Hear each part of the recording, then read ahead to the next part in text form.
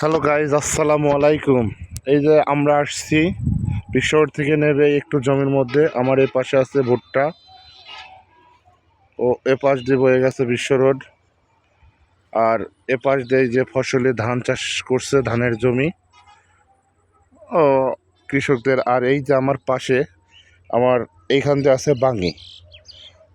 বাঙি খাইতে বালুর মতো, তরমুজ খাইতে পানি। হ্যাঁ, এই সেই বাঙি, যে বাঙি আপনারা আর কিছুদিনের মধ্যে বাজারে পাবেন। আসলে বাঙি গাছগুলো কেমন হয়, কি ধরনের হয়, এগুলো অনেকেই জানে না, অনেকেই দেখেও নাই। এই যে একটা বাঙি ধরে আসছে, এই বাঙি বড় হবে, এই বাঙি লাল হলুদ হবে, তখন বাজারে উঠবে। বাজার থেকে বিক্রি করবে কৃষক, আর কিনবো আমরা। এই যে বাঙি, কিরাতে বাঙিতে মনে হয় পানি দিছে, অনেক বাঙি ধরছে, বড় হয়নি, সব ছোট ছোট ছোট ছোট রয়েছে।